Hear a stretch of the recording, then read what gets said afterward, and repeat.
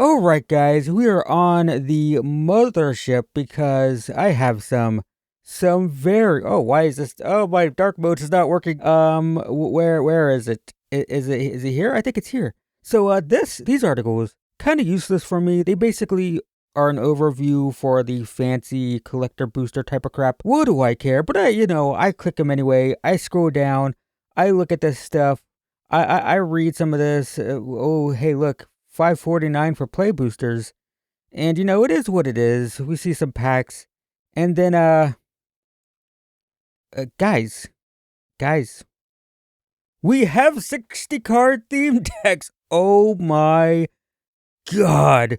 What? I cannot believe it. If you don't know, here, let me just do a bit of this here. Let me go to my channel. Oh boy, 145 views. What a disaster. I said pack openings don't perform well, didn't I tell you? Let's just go to popular. Hey, look, precons. This used to be what I was known for when I could pull 30 to 20 to 30,000 views on a video. What a different time that was, huh? Now, hang on, let me go back to the latest.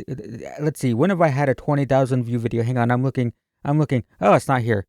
Weird. Anyway, so I like theme decks. I always have. When I got into the game, I bought these a lot. I've done videos about all the decks that I've bought in the past, and they're coming back. These are the first precons, 60 card precons that we have had in 2 or 3 years. Is that correct?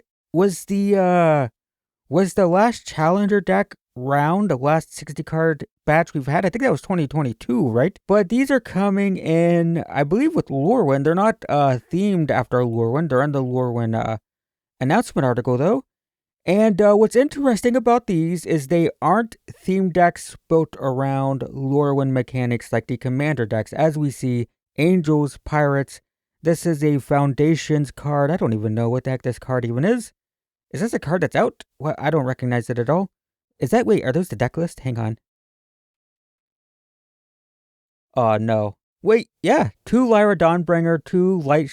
Oh, holy crap. There's more than 2 rares. Okay, I did want to talk about this. I didn't even notice this until now. Dawnbringers, Inquisitor, Paul Patch, Get Lost, Giada, Split Up, Exemplar of Light.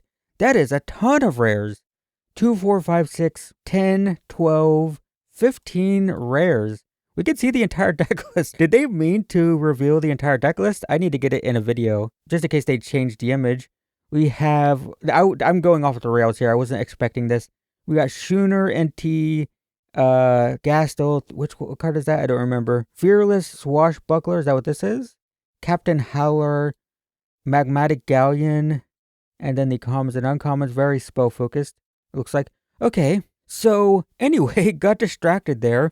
So what I was going to say before I saw the deck list is before, if you're not familiar, we used to have theme decks, we used to have Planeswalker decks, and we had intro packs. And the problem with all of those products is they were themed after the set. A new set would release, the precons would come out, and they would only have cards in that set. And that made them very narrow in terms of like what you could do with them in terms of power. They were basically block constructed decks, and the theme decks and the Planeswalker decks were limited to 2 rares per deck. So they were pretty bad, but they're still great for new players. And then we had Challenger decks, the single best product Wizards of the Coast has ever made, in my opinion.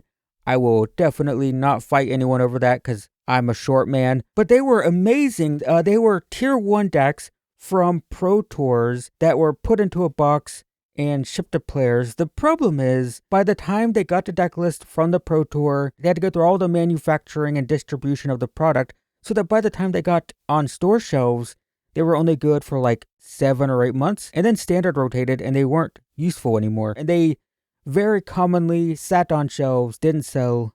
Local game stores lost money on them. They were amazing. They just didn't sell well because there wasn't enough time to sell them before they became illegal and standard. I still stand by the fact that you can make Challenger decks with 3-year rotation. You can wait till the Pro Tour happens, you can get the deck list, and then you can modify them, take out the cards that are going to rotate at the next rotation. Obviously, that will make the decks worse, but what you'll have is a very good deck that is not 100% optimized, but good for 2 years. I will argue that to my grave. There's no reason not to have challenger decks with 3-year rotation, but whatever. We got theme decks, and I was gonna say theme decks sucked because they only had 2 rares and they were block constructed. And challenger decks were amazing, but they were limited in how long they were standard legal. And my prediction was this was going to be in between because we see Giada, we see Angels and Pirates, right? This is not Lorwyn focused. So it's not a block constructed deck like old theme decks. Instead, what we have is just a standard deck, maybe not a good one, but a standard deck. And I was hoping that there would be more than 2 rares, and we just got that confirmed. What did I say? 15? There's 15 rares, 12. I already forget. Jesus. The point is, these excite me. They're very exciting, very cool, and I think this is really, really interesting because it's showing that Wizards of the Coast is starting to care more for non-commander, which is reinforced by this product. So this is Draft Night. It is a draft in a box, and it is intended for pick 2 draft with 4 people. And my first thought, I saw this article before I watched the announcement for it, and my first thought, I don't know why I didn't think about this before, this is designed for commander pods. They've been talking about pick 2 draft since Spider-Man, right? Pick 2 draft, pick 2 draft. Oh, the new way to draft, pick 2 draft. And my thought was, whatever, it's a gimmick. But now I'm starting to realize 4-person draft, that is for commander pods. The entire Magic community, everyone is focused on 4-player gameplay. So they made a draft format for commander pods. And then I watched the preview, the preview panel where they announced this, and in their announcement of this product, they mentioned 4-player commander pods can draft this. And this simple fast drafting just makes it really easy. We all know you've got 4-player commander pods. And it's like, oh my God, it's by design. They're trying to get commander players to draft, which means they're trying to convert commander players to 1v1. Huh? When did this happen? They said it in their announcement. They mentioned it.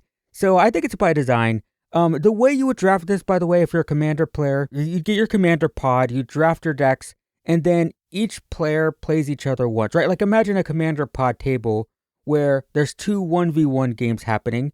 After those games finish, 2 people switch chairs on one side of the table, and now you have a new opponent. You play that person, and then you need 2 people to cross over so you can play against the person you are sitting beside.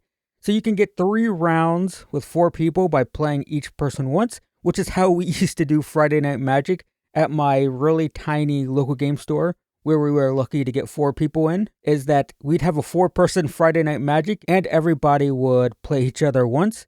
Wasn't there some information about this somewhere? Yeah, down here. Hang on, what else is in this? Standard, non-foil, double-sided tokens, reference. Okay, so another important thing about this, by the way, I'm getting off topic here, sorry, but Planeswalker decks got really expensive because they started adding boosters to them, right? Old theme decks, from when I got into the game, they were really cheap. They were like $7.99, I want to say, USD, $8. And by the time we got to Planeswalker decks, they were like $15+ because they had 2 booster packs in them.